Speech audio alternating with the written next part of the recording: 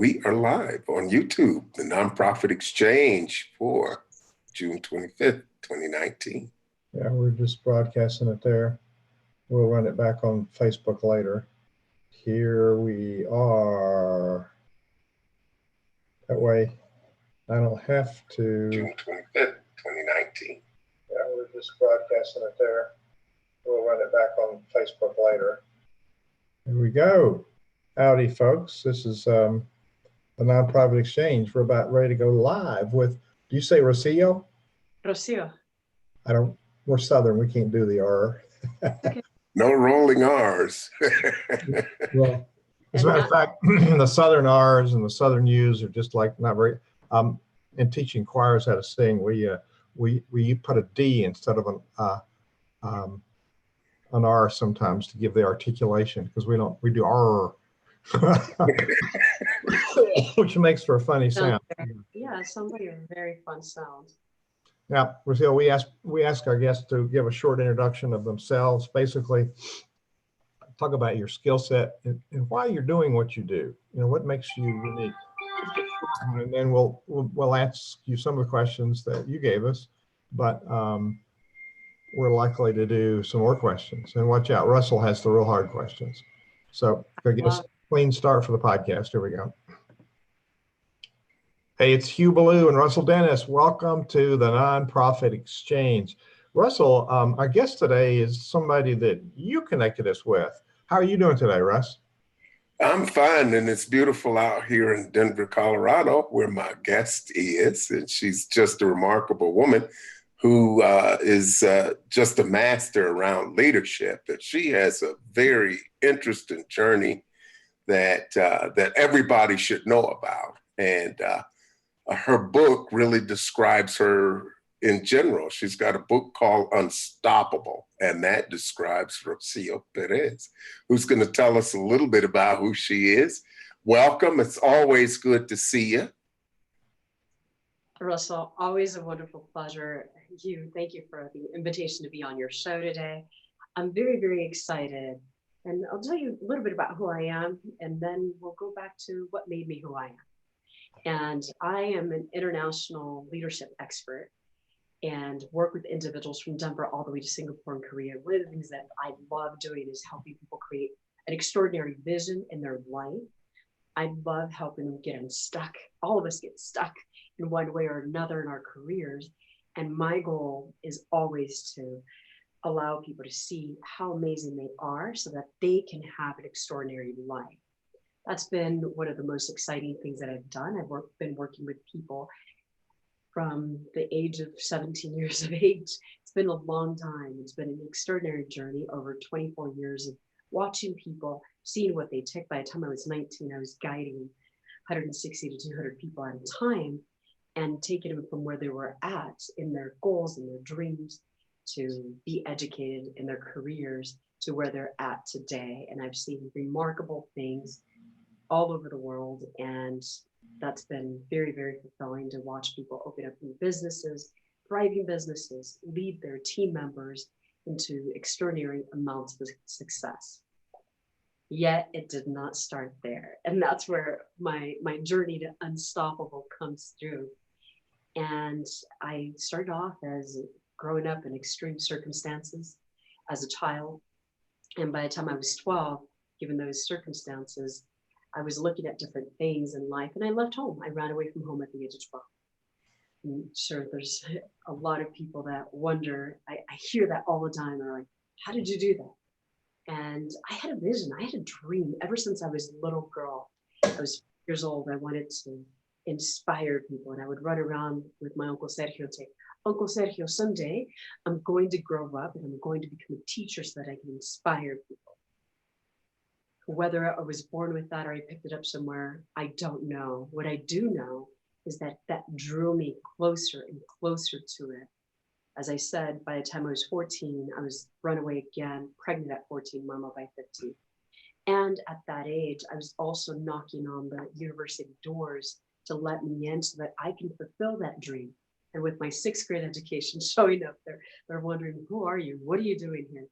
And one of the things that I can tell you is that I was relentless at knowing that I wanted to go to school, and the only answer that I could hear that I would accept was, yes, this is when you start. And so that led me on an extraordinary journey at the age of 17, starting college. And the track was difficult, guys. It was very, very difficult. It was an 8-hour track on a daily basis, and getting up at 3 o'clock in the morning so I could start my track at 4 a.m. to be by class by 8 a.m. was definitely something that unstoppable leaders are made of. I look back at that part of my life and say, wow, you know, how amazing was that? Really didn't think about it. I'm like, this is what needs to be done. That's it. And I'm happy to say that along the way, from the age of 19 forward, I've led thousands and thousands of people. I became a serial entrepreneur. I did what was seemed to be impossible in the eyes of many individuals who were saying, that's not possible. How can a person with your background make it? And I've been in homes of very important global leaders. I've been in front of ambassadors of countries. I've presented to members of public. I've done all these extraordinary things. And it was all based on belief. It was based on what made me unstoppable and what made the people that I guided throughout the years unstoppable. Today, my son's 28 years old, which sometimes I can't even believe it. I have a beautiful 4-year-old grandson named Emilio, who continues to inspire me and helps me move forward as I continue to build businesses that support individuals, helping them get unstuck, getting greater levels of success, and helping them move forward in everything that they're doing, making an impact on this world. What a story. What a story. Show us that book again. You just happen to have it handy. I just Now, have it handy. You know, I lived this book. This book is all over the world. It made international bestseller in less than 12 hours.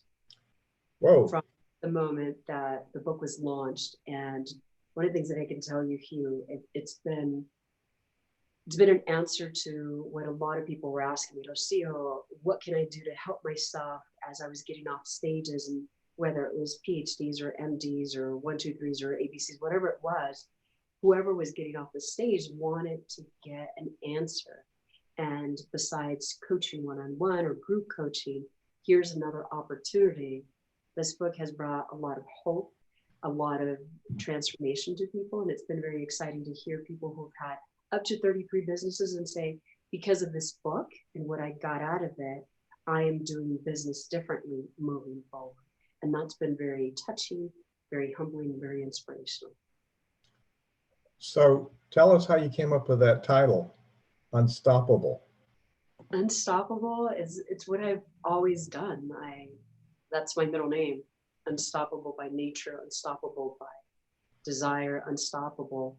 I was sitting here as I was writing a memoir, the next version of my memoir that will be scheduled to be released next year. And I said, what can I do besides answering the call? What's that message that we all have inside of all of us? And in my experience, Hugh, it was the fact that working with so many people from all over the world, the one thing that sometimes they couldn't see, because I've been there and I've done that. I know what it's like not to see my own greatness in front of others.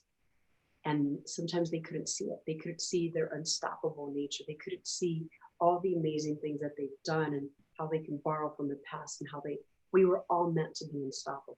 9 out of 10 people are unstoppable and don't know it. And for me, it's just to turn back that mirror and say, have you seen yourself? And the moment that they see themselves, we go through a very subtle process. And when they see themselves fully, they become unstoppable. They own their unstoppable nature. Well, that is an compelling title.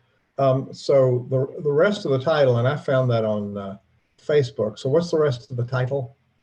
7 steps to becoming a more intentional leader. I mean, I found it on Amazon, excuse me, a more intentional leader. So you want to highlight those seven steps? Most definitely. I'll talk about the first 3 steps that are really, really important. It's when we understand ourselves. Let's understand how our mind works. That's the first and most important thing. and knowing that our subconscious mind is just there to preserve and protect our life. And I don't have to think about how many times my heart's going to beat.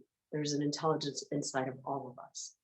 And when we understand that, and when we also understand the fact that we're all meant for greatness, we're all destined for greatness, and we can go ahead and hijack our own success, even in those moments that we don't think we're unstoppable.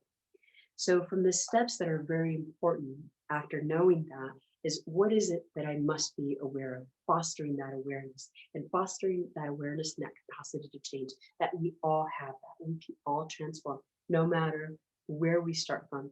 Knowing if this little girl here who would run around barefoot thinking of only a dream would be possible, then it's possible for all of us. If it's possible for one, it's possible for all. And I've proved it thousands and thousands and thousands of times over and over again. And then having that incisive discovery and accelerating my insights. How do I learn from the people that I already know so that I can continue to learn? Because who I am today, it's not who I must be in order for me to have what I want to have or be where I want to be. The next step, which is third step, is I must know where I'm going, just like I knew where I was going. I wanted to become that teacher. I held that roadmap. And no matter who came along, whether Anne or Billy or Dave or whoever was there, I held my own mouth and said, this is where I'm going. Because if whoever didn't pay attention, it didn't matter. I just moved on to the next person and said, this is where I'm going. Sounds like you have a question right there, here. No, I'm just resonating with, I was practicing my R. I was, Oh, you're practicing your, yeah, love yeah, it. yeah, I'm Southern. We don't say R. So Perfect. this is fascinating.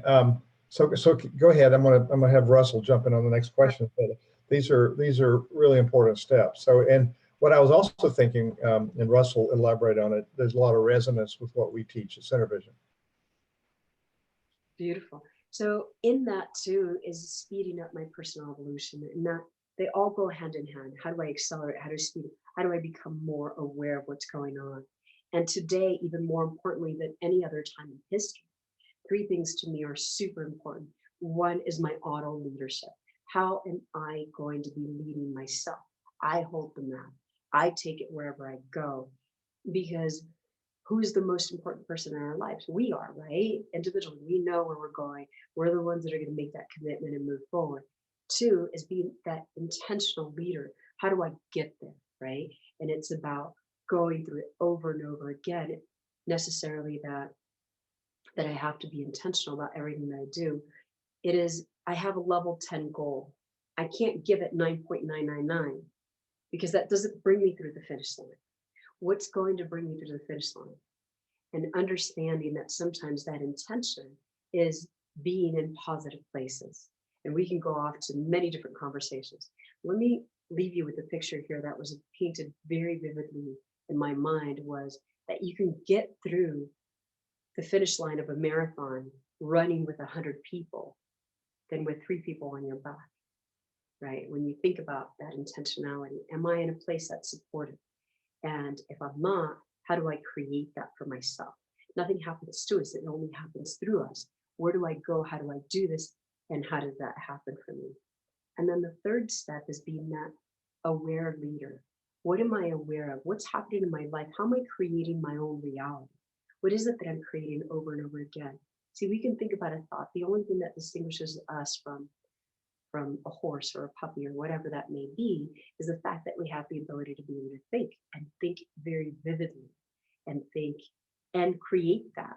Whatever it is that we think about, we can create it and bring it to fruition. And that's important to know, because if our thoughts are positive, fantastic, high five you, right? Yet if our thoughts are negative, what is the impact of those negative thoughts on what will happen in our lives? Right? So if we're thinking negative, we don't know about negative, and we're wondering why we're getting negative results. It's about thinking about, hey, we have anywhere from 55 to 70,000 thoughts, 55,000 to 70,000 thoughts a day. And whether those thoughts are negative or positive depends on what we're into us that moment, that day. So that very, very next step for me, that's very important, is creating that roadmap. I know where I'm going. Here, I know where I'm going. Those 3 things are important. Now I know where I'm going. I can get there. because I can look at that map and know what does it look like every step of the way, and being comfortable with adjusting that. I think sometimes we get caught up in it has to be this way, yet it may not. Maybe somebody comes in and short tracks your entire learning right there. It takes you from point A to point Z immediately. And yet, if we were to be married to the way that things are supposed to be, it's not going to happen, right? It may be a long, long journey, or it may never even happen. And if it does, we may not even be happy in the process because we put so much effort into it. And so it's it's really fascinating to see that, because I've seen it over and over again. And for instance, when I work with clients, individuals come to me and they say, I want to make more money. Yet before they came to me, they had already jumped out of their business, or they took a leap of faith and didn't have a parachute. And so that's very destructive to see. You must have something that you know, whether you're very centered, you're very grounded, you're very, whatever it is, whether it's the finances that support you through that process, or if it's just the belief and the action that will take you to your success. And then so the next one is taking that massive action. I've been relentless about taking action in my life. You know, getting on a bus, waking up at 3 o'clock in the morning after I went to sleep at midnight. It's not something that normal people do, right? And I like to say, as I hear it from my friends, I'm fab normal, right? Because I'm willing to do whatever it takes, and that relentless and resourcefulness. And also something just came up right here, just even the word resentful, to understand the impact of our words in our world. When a person holds on to feelings, those feelings actually have an impact in our world. And what is that impact in our world? That can be very detrimental. If I'm holding on to resentment, it's like drinking poison and expecting somebody else to get hurt in the process, which is probably one of the worst things that anybody could ever do. To me, is blessing that person. I hope that that person has an extraordinary time. Yes, it may have cost me time, energy, money, resources, whatever it may be. I just bless that person. I hope that person's in a better place. I truly do. And I can move forward. And then the very last part of it is understanding that I must come back and evaluate my process. What does that look like? Does that look like I'm tweaking it? Am I testing? Am I tracking what my progress is along the way and making adjustments? I feel that a lot of individuals, I've been caught up in certain parts of my life, and especially, things are going really rough and things happen and we have a little bit of a setback. What does that look like? To be very aware that that also has an impact in the way that we're thinking and living life. All critical stuff for any leader that wants to move forward. And these are a lot of things we discuss with people at Center Vision and moving forward. And, we all have challenges. There are a lot of challenges, and you've overcome some great ones. And most people I talk to have overcome some great challenges and don't always recognize the magnitude of what they've come through. That's really important. And nonprofit leaders are people with a big vision. They want to change the world. And some of them have a lot of these attributes. So the mindset is very critical, as you've talked about. What are some of the ways that you've seen leaders that you work with, if there are, say, what we would call 3 greatest hits for the ways that leaders get in their own way, what would those be? Wow, I would say the mindset is probably one of the biggest things in that. And that's one of the things that inspired me about our previous conversations and this one as well, is looking at how am I getting in the way? And sometimes because I hear things, sometimes we hear things that we intake from other people and that's why I shared earlier that we must be very intentional about who we're around. If people are not supporting my vision, then I must look for a group that supports my vision, because no matter the way we think about it, we start intaking that. It's like somebody coming in to throw garbage, and let's suppose that they're throwing garbage on our bed. Would we like that?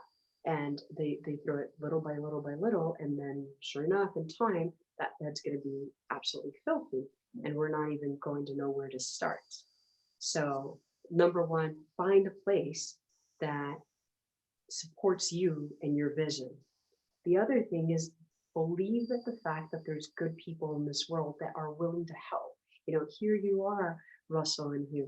The fact that you're here to guide individuals, you know the way, you can lead the way and short track people's success into it. You can go into it even faster. You can go the fast track, you can go the slow track. What do you want? And that's the thing that I ask from my clients too. What would you like to do? I can take you on any journey. What journey would you like to be on? Do you want to be on the jet that's going to give you immediate success? Or do you want to be on the horse? That's up to you. I will take you whatever way. I'm here to be of service. And then to know to stay focused on the vision. What is the vision? The vision that you came into this nonprofit organization, the reason why you set it up, who you're going to help, will help you to continue to get up every morning and to know that that's what you're moving towards. Focus on the feeling of what it is that you're looking to accomplish for whether that's an individual, whether that's a city, a country, whoever, the world, whatever that is that's important to you, focus on the feeling of what it would be like. That's one of the things that we don't focus on enough, Russell, that we're focused on like, oh boy, you know, things are going haywire, as opposed to that's going to feel amazing. That's going to get me up every single morning. And there are mornings that I get up and okay, I'm here to serve. I am here to serve the people that are ready to be served. And in that, that inspires me to get up, that inspires me to get on a stage and show up every single time, as whether there's one person in that audience that hears that message or whether there's 100 people in that audience that hear that message. It's about showing up and having that belief that gives us the belief and the confidence. The more we do it, the more we do it, the more easy it becomes. You know, that's what possibility engineering is about. And that's why I'm a possibility engineer. There's always a way around something, and we can find it with the right support. And so, you know, becoming what Hugh calls a transformational leader is intentional, it's deliberate, it's no accident. Yeah. So does everybody, do all people have a capacity to be good leaders, or is it something you have to be born with? You know, for me, we're all leaders. We're all meant to be leaders. We're leaders of our own life. Let's be honest. You know, the moment that we wake up, we're the CEO of our own company. We're the CEO. We're the financial officer. We're leading ourselves. And all of a sudden, somebody put this title up here that is only there for the few. When in reality, for me, it's there for all of us. We all are leaders in our own way, in our own lives. And then stepping into leadership, to lead others, is also when we take some of those fundamentals into life. Let's say that for leadership, let's say that I'm a mom, and which I am, and looking at that, how do I guide a team? How would I guide them? Do I come and treat them with empathy and compassion? Do I come and listen and say, hey, Russell, is everything okay? Did I see that the project is not completed on time? Is everything okay? Everything going on with you? And whether I can help you fix that problem or whatever's going on with you, it also gives you an opportunity to say, oh, I don't need to hide, because we hide, you know, whether we realize it or not, because we've been taught not to bring our host selves into work, which also has a huge impact. Again, we can go on many different conversations. That piece alone there, where we're siloing ourselves, here's who I am at work, here's who I am in real life. No, here's who I am as whole and complete as a being. And yes, we're all capable of being those extraordinary leaders. Let's bring some fundamentals. How would we treat our children? We want to treat them with empathy, compassion, love, connection. Are there any throwaway people? Not really. Are there any throwaway kids? No. In reality is, have I found something that connects and inspires them to continue to move forward in the direction of their dreams, in the direction of their vision? So that sounds like what some of the ways that a nonprofit leader can lead with a vision. And what are three things that a leader can do, especially in the nonprofit sphere? I know you work with all types of entities, but from a nonprofit perspective, what are maybe three? What are the three most important things a leader can do to help make her team or his team unstoppable in nonprofit circles? Encourage self-care. Mindfulness is so important. And all the years that I've been around nonprofits, worked for nonprofits for over 24 years simultaneously, I've seen the impact of the individual, the burnout. Their heart is in the right place. They want to make an impact in the world. And sometimes as leaders, we're not consciously aware that we're running, but there are people who are running themselves ragged. And that's because we've already run ourselves ragged, that we're not even connected to that. We're numb to the fact that they're doing that. So encourage self-care is important. And also have those check-in moments with people. Check in with them, connect with them, get to know them. Ask them questions about how things are going on in their life and really get to know them. That's really, really big in my world, is to get to know people, sitting down for coffee, and also getting to know what their vision is. Okay, so one thing is to get to know, how am I going to get to where I want to be? And I remember more than a decade ago reading a book about leadership. And I always thought about, how would I be the day that I become a leader in my organization? What would that look like? I would listen to people, get to know, if here, I want to get to know who you are. And this is for me now. I want to get to know who you are. What's important to you? What would success look like? What do you not have right now that if you were to have would really light your world up? What would really make it worthwhile? When I know that, I can help that person as they're helping me get to my vision. I can help them get to their vision, because this is not a one-way street.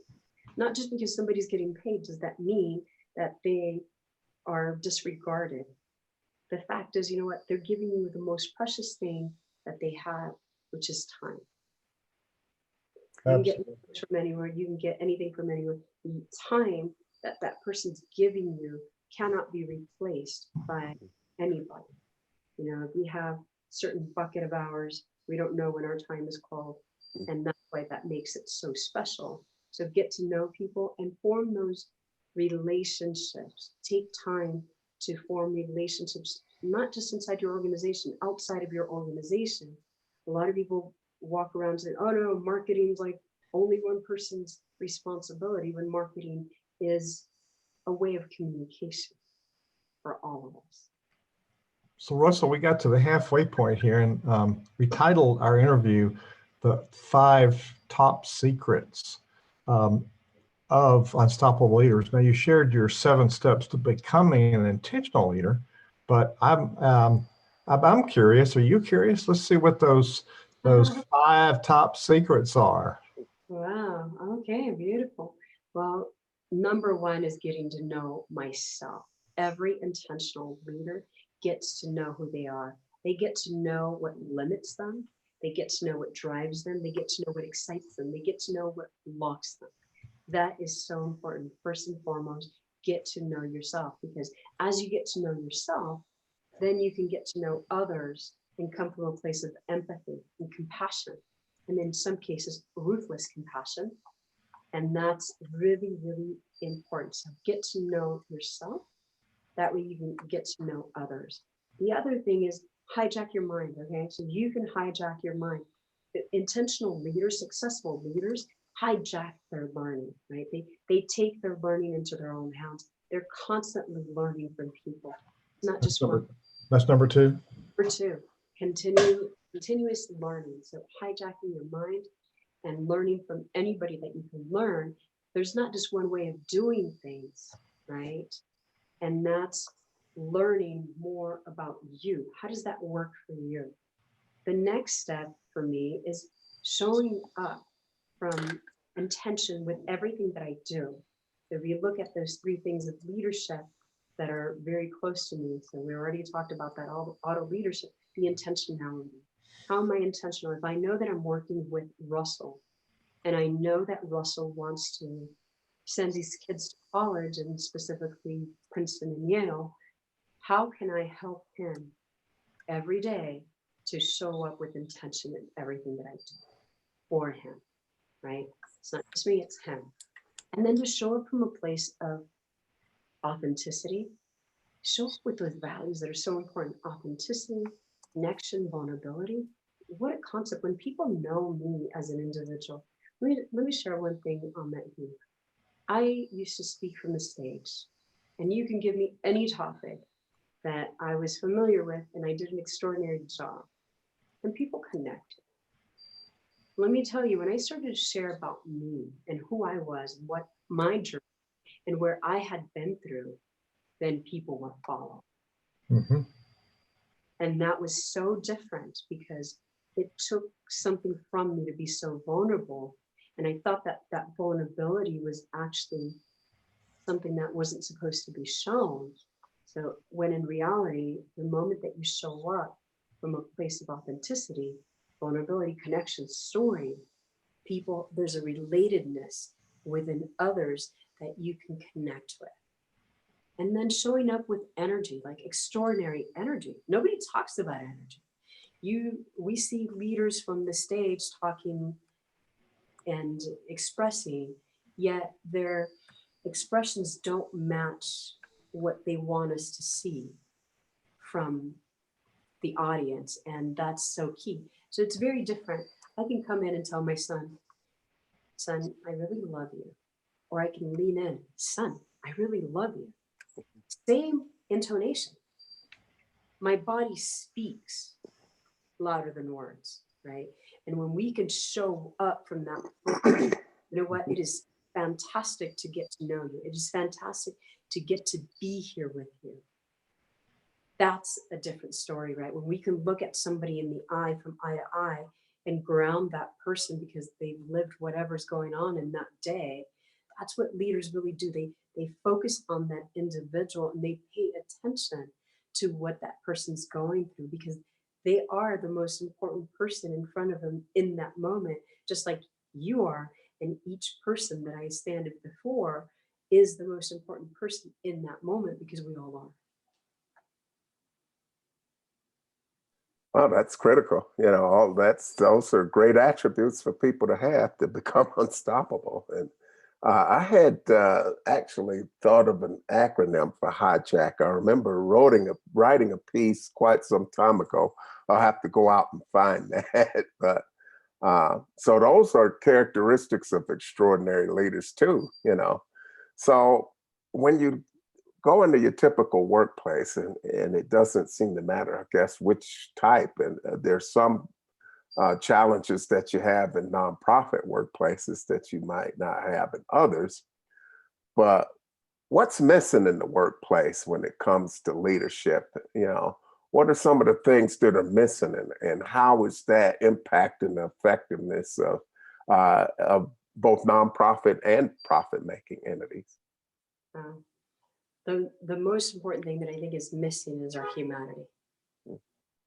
The fact that we're not seeing each other as human beings, that we're more concerned about the work, that we are not thinking about our impact too, that we work in silos and we work by not just in a silo, we think that our work only impacts us, when in reality, our work impacts everybody in the organization.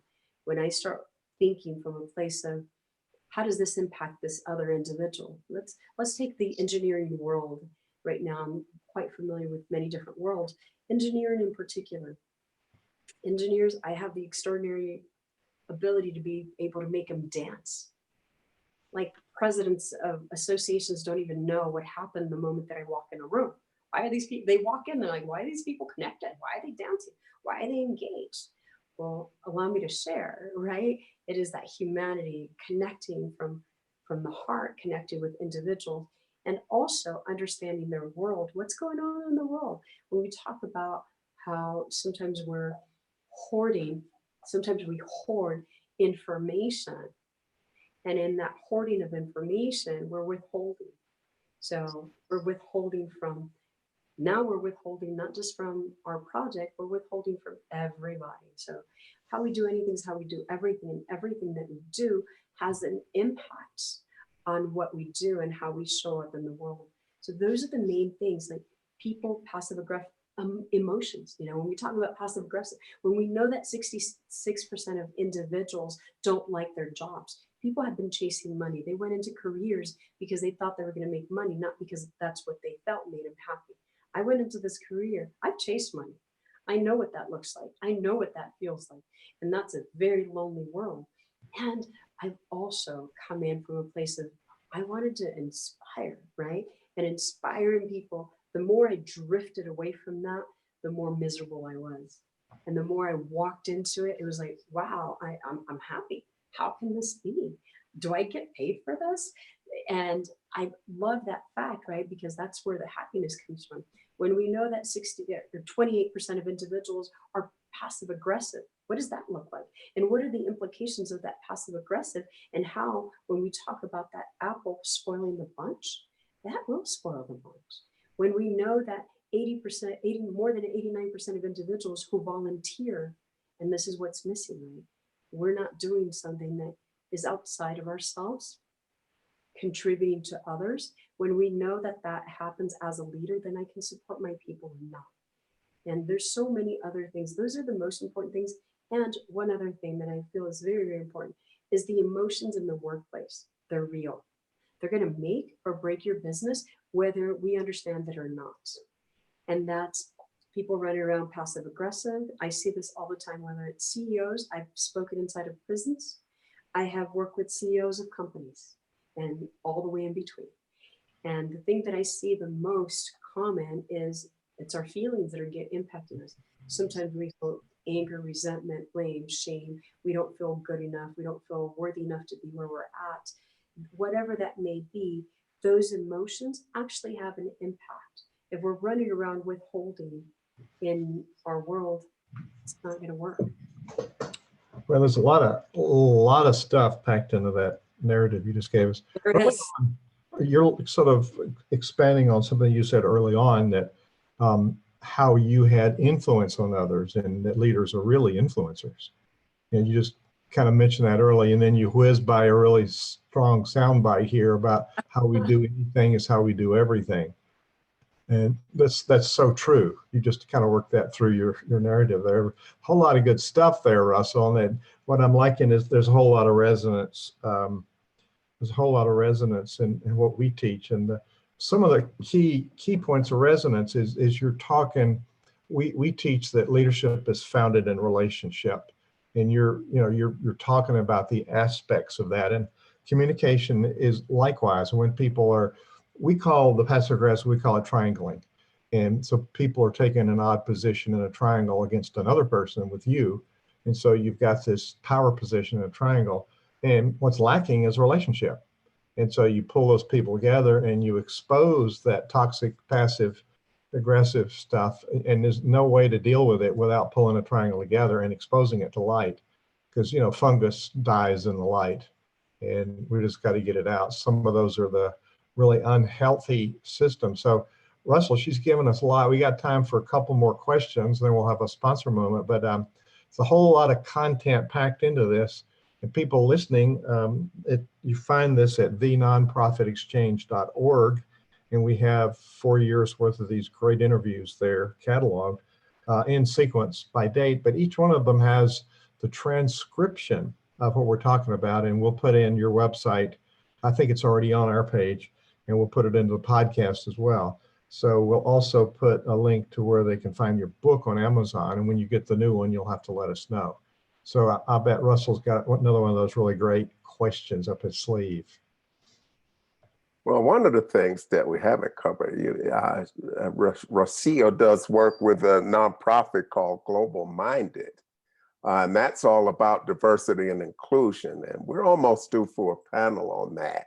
But inclusion of ideas, and I've read studies. I know that the Denver Foundation did a lot of work just a few years ago to help cultivate diversity and inclusion in nonprofits. And how important is that to leadership, and what does that look like from your perspective? It's so important from a leadership perspective. Diversity and diversity of thought, two completely different things. It's so important to include individuals because I can tell you, I've walked into rooms where people have had this problem for a very long time. For instance, I came in to deliver a presentation, it was a team of basketball females, youth, and they couldn't get through. Some of them were doubting themselves. They didn't know what was happening. What I can tell you is because of my experiences in the world, I was able to walk in there. They've been working on this for 9 months, remember? I was able to walk in there and in 15 minutes help them shift. In 15 minutes, they were number one in tears because they were so excited. They were so excited about the new possibilities and opportunities. And in 20 minutes, it's like, they're like, some people turned around and said, we're going to church tomorrow just because of what we see, right? To be able to take other individuals' experiences. When we invite those experiences to the table, regardless of the background, I love background. Yeah, I'd love to hire somebody from prison. I'd love to hire somebody who's had these life experiences because they know certain things that we're missing, right? I'd love to see, and I once heard that, I heard a lady who was hiring a number of individuals who were from prison. Why? And she sat down and asked them when she got past the idea that this person was from prison, says, okay, well, let's talk about marketing. How did you market? Well, I've never marketed. Well, how did you sell drugs or how did you do whatever? And this person started bringing, well, I studied my market. I did this, I did that, I did that. And when you can start taking those gifts, to me, they're gifts from every person. Imagine that and encouraging. Because let me tell you one of the things, I work on a global scale. And one of the most fascinating things and also very saddening things is that so many people sit around the table and they'll confess to me and say, you know what, Rocio, I just don't say anything because I don't feel my voice counts there. I don't feel like I have anything to say. And I'm thinking, wow, there's so much for you to say. You have so much to contribute. I want to hear you. I want to hear your voice. I want to hear what you're saying. Or in some cases, people show up and they say, well, I don't know if I should ask for this, or maybe I sound too arrogant for wanting this. And I'm like, arrogant? Wow, we should all have what we want out of life. A leader should help individuals tap into what's possible, not where this person wants to go necessarily. If we see that there's much greater potential, take them to that potential. That's been the reason why the people that I've worked with have had so much success. I've taken cohorts of people that had 100% graduation from our programs, 100%, unheard of. How did that happen? That happened because I saw their potential and I led them to their potential. One thing is to scare people. You don't want to get them into freak out zone. You want to get them into possibility and building those blocks over and over again. I hope that answered your question. Yeah. Part of our methodology as we go in and we do live events, we bring people in, we put low-tech tools in their hands, give them markers, give them sticky pads, things to write on, because one of the things that happens in a group dynamic is that you get certain people that just kind of take over.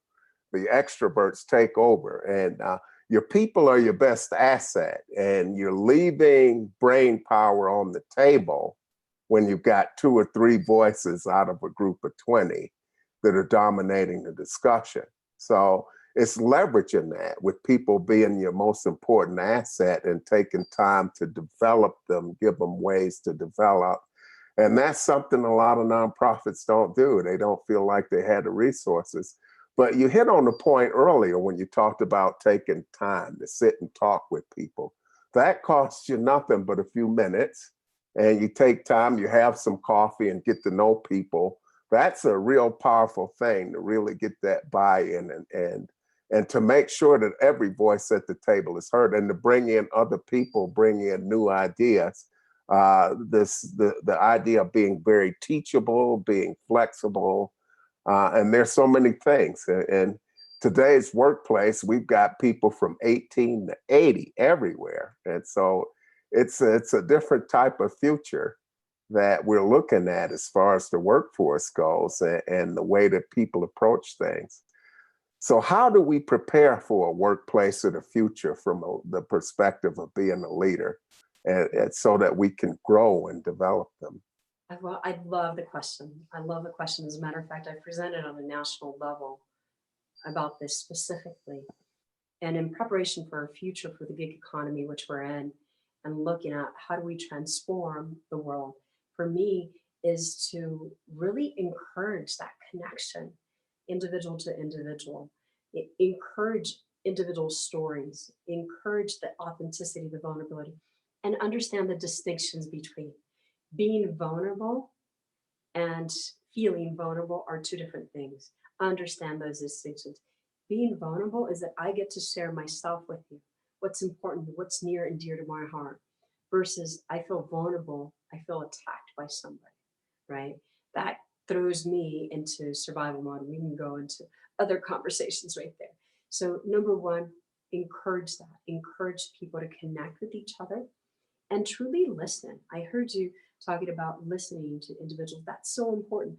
Listen, find a way, learn about listening, because what we've been doing, and I can almost guarantee you that there's very few people in the world like you guys that actually hear what people are saying. Okay, so that's what makes extraordinary leaders, and we're looking at 2 to 3% of people in the world that are extraordinary leaders. So they have the ability to be able to listen and to be able to feed back to that individual, not only what they heard, also what's possible in that world of possibility. And then you're looking at many other things of here, encourage the self-leadership. I'm not here to do it for you. Even when I work with clients, I'm not here to give them the magic solution. I'm here to help them rediscover what's already in them.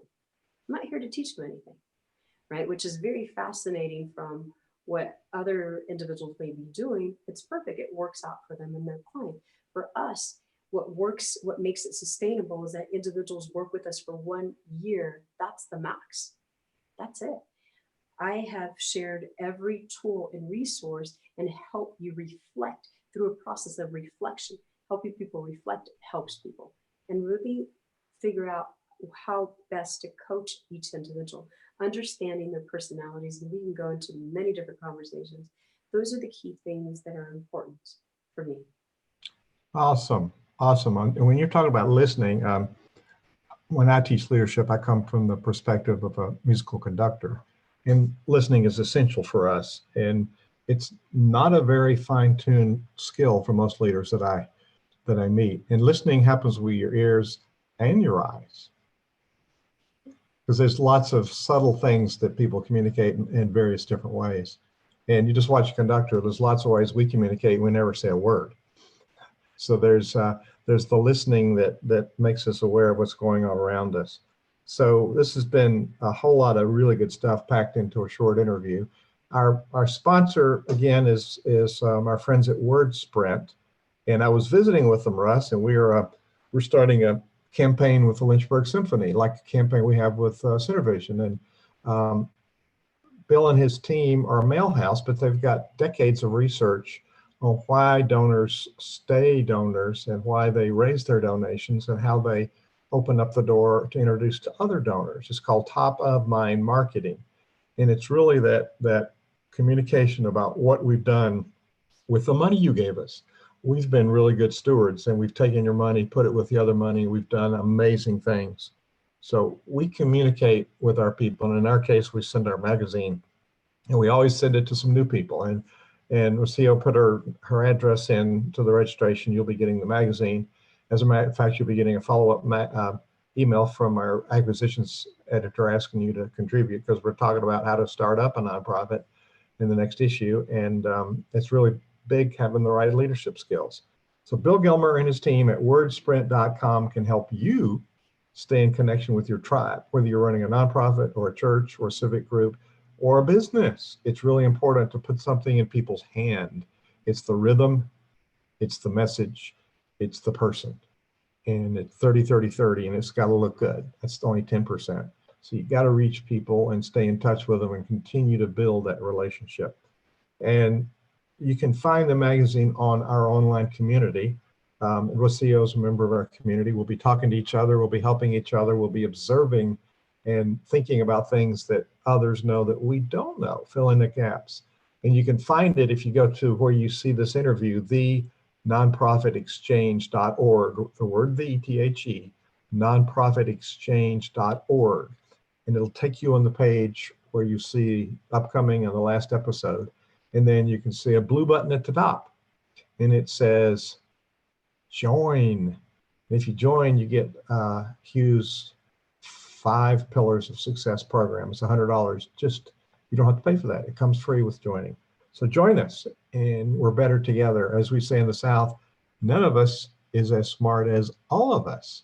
So Rocio, as you're wrapping up all of this great stuff, what's a thought that you would like to leave with people, or a challenge you'd like to leave, especially with those people working in the hardest place in the world? That's in their clergy or nonprofit leaders. They're working in this space with volunteers. What would you like to leave them with today? Lead them with your vision. First, get to know yourself. Again, I'll repeat that one. Get to know yourself, and that way you get to know others. And through that, lead them with your vision. Really authentically connect and get to know their vision and how your visions connect together. And just really being very, very intentional about what you're doing. Invest in yourself, invest in your mind, invest in your people. Your people are your greatest assets into that. And I love the fact that we get to help individuals from all over the world, and you gentlemen get to help so many people through this. And it's just, know that probably one of the most impactful things that I've heard has been that my impact is your impact.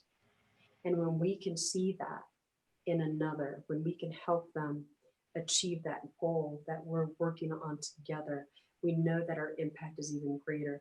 I can tell you that we did an assessment earlier this year, and just to know that I, by myself in a company with the leverage of others, and I could go so far, but yet to go even further to make that global impact has taken a lot of individuals who are committed and who can see that vision.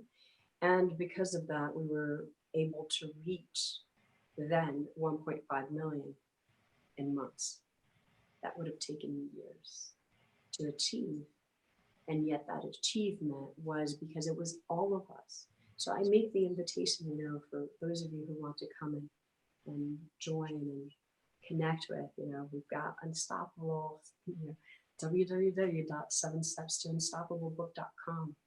We have a free webinar for individuals. I make that offer to your listeners that they can come on board and send me a quick email. Whoever signs up and purchases the book through that can get a free 1-hour webinar and go through that process, right? When we get more knowledge, we get more understanding, we shift into wisdom. And that's the most important thing, is that we can talk about this just like you gentlemen do so beautifully. It comes from the heart. It's there for you. It becomes a part of who you are. Leadership is who I am. Rocio, thank you so much for tithing your time with us and connecting with our audience. Thank you folks out there who are watching and listening for all that you do to make the world a better place. We are here every Tuesday at 2 p.m. Eastern Time on the Nonprofit Exchange, where we bring you brilliant people like Rocio and resources that can help you grow, because it's all about being teachable, learning, growing, and expanding who you are all the time so that you can leave your footprint on the world, because we want to leave the world a better place than we find it. You can also get the Nonprofit Exchange podcast at iTunes or Stitcher. Sign up so you don't miss an episode. We will be here again at this very same time next week. Until then, keep making that difference that you make, and thank you for being a service to others.